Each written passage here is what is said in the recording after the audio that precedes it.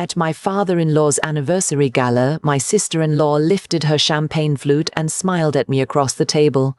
"It must be exhausting," she said sweetly, "pretending you belong here when we all know you married up." My husband actually chuckled. "Come on, Vivian, be nice to the gold digger." The whole table laughed. I just smiled, reached into my clutch, and slid a manila folder across the white linen toward my father-in-law. "Since we're being honest tonight," I said, "you should probably read this before the speeches." The laughter stopped. My husband's wine glass froze halfway to his mouth. "My name is Adelaide Renner, and for 8 years I let these people call me a gold digger to my face." The Holloway family was Connecticut old money, the kind that doesn't talk about money because they've never had to think about it. Their company, Holloway Industrial, had been making precision components for aerospace since 1962. My husband, Brennan, was the heir apparent, the only son, the golden child. I met him at a charity auction in Hartford when I was 28, and he proposed 11 months later on the porch of his family's lake house in Maine. I said yes because I loved him. That's the only reason. But from the moment his mother shook my hand at our engagement dinner, her grip cool and slightly damp, I understood that my reason was not going to matter to anyone in that house. I was a nobody, as far as they were concerned. My mother had been a high school librarian in Scranton, my father an electrical engineer who worked for the same regional utility company for 34 years. We were not poor, we were not anything they had a category for. We were the kind of people they vaguely understood existed somewhere out past the Merritt Parkway, and they had never expected to find us sitting at their table holding a salad fork. The thing nobody tells you about marrying into a family like that is how the cruelty stays just polite enough that you can never call it what it is. Vivian, my sister-in-law, was the worst of them. She was 36, twice divorced, and had failed out of 2 business schools her father had paid for, but she had been raised to believe she was the most interesting woman in any room, and she required constant proof of it. From day one, she made me her project. She would compliment my dress and then ask in front of everyone whether it had been on sale. She would touch my wedding ring at family dinners and whisper, "Did you pick this out yourself? It's so brave." When I got pregnant with our daughter, Cora, she sent me an email with the subject line, "Just in case," and a list of prenuptial agreement attorneys for Brennan's protection. Brennan never defended me. Not once, not in 8 years. When I would bring it up afterward, in the quiet of our bedroom, he would do that thing his father did, the slow, patient sigh, the rubbing of the bridge of his nose. "Addie, that's just how Vivian is. You can't take it personally. She's like that with everyone." But she wasn't like that with everyone. She was like that with me, and every time he said those words, a small, clean piece of something inside me went cold and didn't warm back up. His mother, Eleanor, was more refined in her cruelty. She had a way of asking about my parents that always made it sound like she was inquiring about a charity case. "How's your father feeling? Are his knees still giving him trouble?" Such hard work all those years climbing those poles. My father was an electrical engineer with 2 patents. He had not climbed a pole since 1989, but Eleanor liked her image of him and she returned to it again and again, the way some women rearrange the same vase of flowers. His father, Walden Holloway, mostly just looked through me. I think for the first 3 years of our marriage he genuinely could not have told you my name without a prompt. I tell you all of this so you understand what I was up against, and so you understand why, when the company started dying, I didn't say a word. It happened in the spring of Cora's 3rd year. Brennan came home one Tuesday night and didn't eat dinner. He sat at the kitchen island with a tumbler of bourbon and said, almost to himself, "We're going to lose it." I asked what he meant, and he told me. Holloway Industrial had a major defense contract that was about to be pulled. Their second-largest client had quietly signed with a competitor in Arizona. Their cash flow was about to crater, and the line of credit they had been using to bridge gaps was being called in by the bank. Walden, my father-in-law, had been hiding the severity of it from the board for almost a year. They had maybe 90 days before the company would have to start liquidating equipment to make payroll. Brennan looked at me with red-rimmed eyes and said, "Don't say anything to my mother. Don't say anything to Vivian. Just please, please don't say anything. And I nodded, and I made him a turkey sandwich, and I went into our home office and I closed the door. Here's the thing about being underestimated for 8 years. People stop noticing you. They forget what you did before you became Mrs. Brennan Holloway. They forget that I had a master's in finance from Carnegie Mellon. They forget that before Cora was born, I had been an associate director at a private equity firm in New York, that I personally structured deals worth more than Holloway Industrial's annual revenue. They forget because they want to forget, because the version of me where I'm just some pretty Pennsylvania girl who got lucky is so much more comfortable for them. I made some calls that night. Quiet ones. To people I had not spoken to in 5 years but who still answered when my name came up on their phone. By Thursday, I had a clearer picture of Holloway Industrial's books than Walden did. By the following Tuesday, I had a structure. My father was the silent partner in a small private investment fund out of Philadelphia. It had started as a hobby, money he and his engineering buddies had pooled together in the 90s to make small bets on companies whose technology they understood. Over 30 years, that little fund had quietly become substantial. Not a Holloway kind of substantial. A different kind. The kind nobody puts in magazines. My father was one of 3 principals, and he had always told me that if I ever needed to put together a deal, the door was open. I called him from my car, parked outside the grocery store, and I cried for the first time in months. Then I told him what I needed. What we built took about 6 weeks.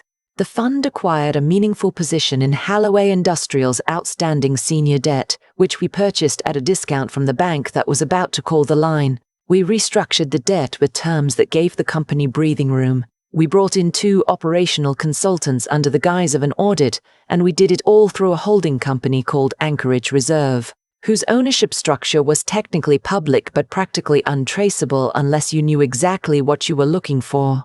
Walden never asked. Walden was so relieved that the bank had quietly sold his debt to some sleepy family office out of Philadelphia that he treated it like weather. A storm passing. By the end of that summer, Holloway Industrial was stable. By the following spring, they were profitable again. Walden took the credit publicly. Brennan took the credit privately. He told his father he had brokered the introduction to Anchorage Reserve through a contact. He told his father this in front of me at Easter dinner, while I cut Cora's ham into small pieces and said nothing. Brennan and I had agreed I would tell no one. That was the deal. He had begged me, literal tears in his eyes, that night at the kitchen island. If my father finds out it was you, it'll kill him. He'll never recover. Please, let me handle this. Let me protect him. And I had loved my husband, and I had loved my daughter, and I had loved the small, fragile piece we had managed to build. And so I said yes. I said yes for almost 2 years.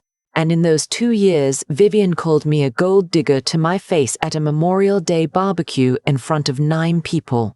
Eleanor joked at Cora's 4th birthday party that thank goodness Cora had inherited the Holloway bones, because we know what your side brings to the table. Walden, at a Christmas dinner the year after I saved his company, gave a long speech about how true success comes from people who built something rather than married into it. Brennan smiled into his wine glass. I stopped sleeping properly somewhere around month 14. I would lie awake at 3 in the morning and look at my husband's face on the pillow and think, you know exactly what I did, and you let them do this. The breaking point came in October. Walden was about to celebrate his 40th year as CEO. The family was throwing a gala at the Westchester Country Club, 200 guests, a string quartet, a custom anniversary cake the size of a coffee table. Vivian was in charge of the seating chart and had placed me at table 11 near the kitchen away from the family table. When Brennan saw it, he didn't say a word. He just shrugged at me in our bedroom mirror while he was knotting his tie and said, "It's just a chart, Addie. Don't make a thing." That was the moment, not the seating chart. The shrug. I went to my closet and I pulled down a small fireproof box from the top shelf, the one I had kept locked for almost 2 years. Inside were 3 things. A copy of the original purchase agreement showing Anchorage Reserve's acquisition of Holloway Industrial Senior Debt with my signature as a managing principal. A copy of the operational restructuring memo I had personally written, dated 3 months before Walden had publicly announced the turnaround. And a letter from my father on his fund's letterhead, confirming that I had been the architect of the entire intervention, and that the fund had taken a below-market return as a personal favor to me. I made copies. I put them in a manila folder, the cheap kind from an office supply store.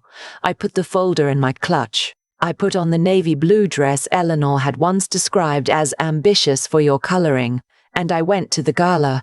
The country club was lit up like a movie set. Walden was holding court near the bar in a tuxedo that probably cost more than my parents' first car, his hand on the small of Eleanor's back, telling the same story he always told about founding the company in his father's garage.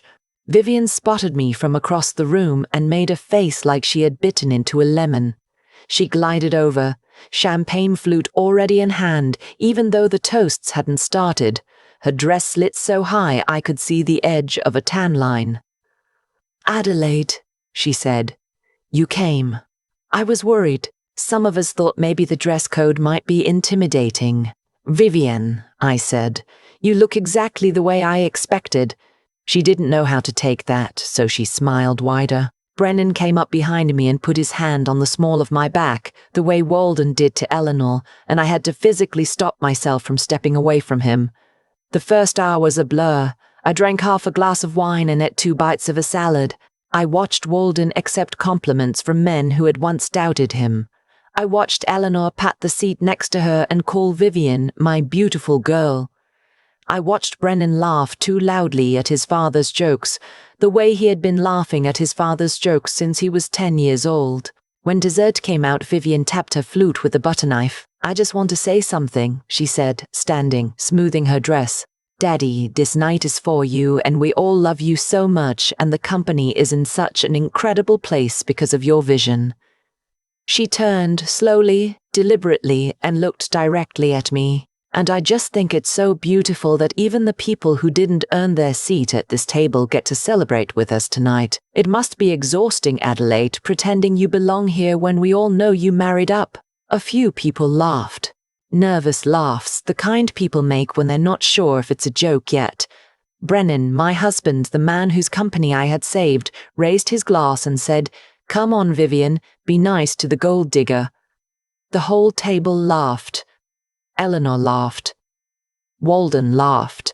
A man I had never met 2 seats down from Walden laughed. I felt something inside my chest stop hurting. Just stop. Like a long ache had finally hit its limit and gone numb. I smiled. I reached into my clutch. I pulled out the folder. I stood up. The walk from my chair near the kitchen to the family table at the head of the room took maybe 15 seconds. But I felt every one of them. The string quartet was playing something soft and Italian. Someone dropped a fork at table 6, and it rang against the parquet floor like a bell. I placed the folder in front of Walden. "Since we're being honest tonight," I said, "you should probably read this before the speeches." Walden looked at me, then at the folder, then at Brennan. "What is this?" "Open it, Dad," I said. I had never called him Dad in 8 years. I had always called him Walden when I had to call him anything. I watched him register the word. He opened folder.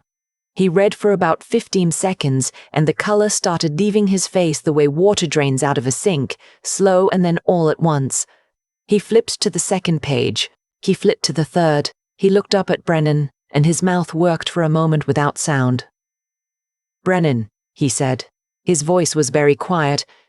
"Is this real?" Brennan's face was the color of a fish belly. "Dad, I can explain. Is this real, Brennan? I watched my husband try to find a version of himself that could survive the next 30 seconds, and I watched him fail." Vivian, who had been frozen with her champagne flute halfway to her mouth, finally said, "What is it? What does it say?" She reached for the folder, her perfect French manicure extending across the white linen, and Walden, without looking at her, slammed his hand down on top of the papers so hard the silverware jumped. Sit down, Vivian. She sat down. Walden looked at me. For the first time in 8 years, he actually looked at me. Not through me, not past me, at me. His eyes were wet and his mouth was open slightly, and he looked like a man who had just been told that the floor he was standing on was not actually a floor. Adelaide, he said, you did this. I did this, I said. My company, your company, you and your father. Anchorage Reserve, that was you. That was me. He closed his eyes. A tear, an actual tear, ran down the side of his nose and into his white mustache. Eleanor was making a small high sound, almost like a kettle. Why, he said. Why didn't you tell me? Why did you let me? He stopped. He couldn't finish the sentence because to finish it he would have had to admit, in front of 200 guests, the things he had said about me, the things he had said in front of me, the things he had said to me. I looked at Brennan. He was staring down at the table. He could not look at his father, and he could not look at me, and so he looked at his butter knife as if it might save him. Brennan asked me not to tell anyone, I said. My voice was steady. I was surprised by how steady it was.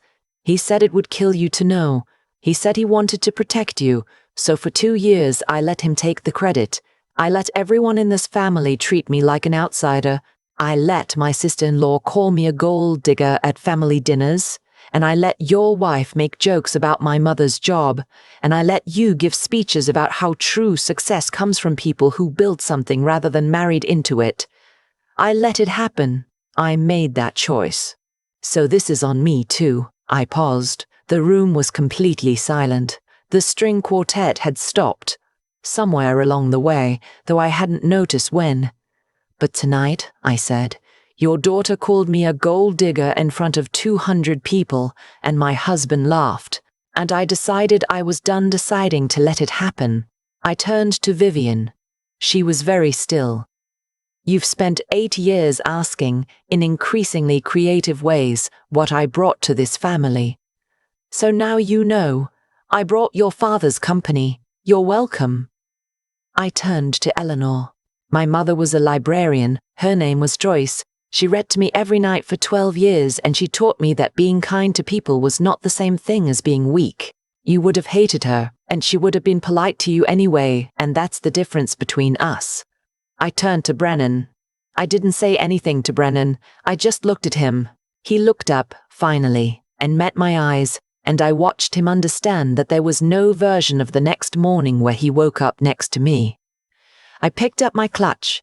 I'll be at my parents' house with Cora, I said. My attorney will reach out next week. I walked out of the country club. Nobody stopped me. The valet brought my car around without making eye contact, the way valets do when they have heard things they shouldn't have heard. I drove the 43 minutes back to our house in Greenwich, and I packed 2 suitcases, and I woke Cora up gently, and I told her we were going on an adventure to see Grandma and Grandpa. She was 3.5. She thought it was wonderful. The next 6 months were not clean. Brennan called 62 times the first week. I know because I counted. He sent flowers and then jewelry and then letters and then his mother. Eleanor showed up at my parents' house in Scranton in a Mercedes that looked absurd in the driveway, and my father, my soft-spoken father with his electrical engineering patents, met her at the door and said very kindly that she was not welcome and would she please leave. She left. Walden called once. He didn't ask me to come back. He asked if he could see Cora. I said yes, with conditions, and we worked out a schedule through my attorney. He has been, to his credit, a different man with her than he was with me. I think shame can do that to certain kinds of people when it finally finds them. Vivian sent me a long, defensive email about how the whole thing had been blown out of proportion and how she had always considered me family. I didn't respond. Some people aren't asking for forgiveness. They're asking you to participate in their version of events, and I am done participating. The divorce was finalized in May. I kept the house in Greenwich, which Brennan tried to fight and lost because the down payment had come from my premarital assets and his attorney had not done his homework. I kept full custody of Cora during the school year, with Brennan having her on alternating weekends and half of summer break. He has been, by all accounts, a more attentive father since the divorce than he ever was during the marriage. Cora adores him. I have made peace with the fact that this is good, even if it cost me something to admit it. I went back to work. The fund my father is part of brought me on as a managing principal, which is a thing I could have done years ago if I had not spent 8 years trying to be the right kind of wife. Cora goes to a wonderful little Montessori school in Stamford, and on Friday afternoons I pick her up and we get hot chocolate at a place on Bedford Street, and she tells me about the worm she found at recess, and I sit across from her in the booth and I think about how close I came to teaching her. By example, that being treated like an afterthought was the price of being loved. And that's what scares me, looking back. Not what they said about me. Not even what Brennan let them say. What scares me is who Cora would have become if I had stayed, because little girls do not learn what their mothers tell them. They learn what their mothers accept. Walden has Cora every other Sunday. He taught her how to skip a rock at the lake house last summer. He sends her a card on the 1st of every month with a $5 bill in it, which she puts in a jar on her dresser. She's saving for a horse. We have not discussed the horse. Eleanor has not been allowed to see her, by my decision, which Brennan has not contested. Vivian has not asked. Brennan and I are civil. We do drop-offs at a coffee shop halfway between our houses. He has lost weight and his hairline has receded, and he looks, more than anything, tired. The last time we did a handoff, in February, he stood by his car after Cora ran inside with her overnight bag and he said, "Addie, I'm sorry for all of it." I said, "I know." I didn't say it was okay, because it isn't and it won't be, but I am not carrying it anymore. The resentment, the rehearsed speeches, the imagined arguments. I left those in the country club ballroom along with the manila folder, and the woman who thought a seat near the kitchen was something she had to accept. People ask me sometimes, women mostly, what made me finally do it. They want a single moment, a clean, cinematic answer. The truth is messier. It wasn't the seating chart. It wasn't even the gold digger comment. It was the shrug. My husband shrugging at me in a bedroom mirror, saying, "Don't make a thing." Because I realized standing there in my navy blue dress that I had spent 8 years not making a thing. And the not making a thing, had not baking a thing, had not bought me peace. It had bought me a daughter who was going to grow up watching her mother be small. The folder wasn't a weapon.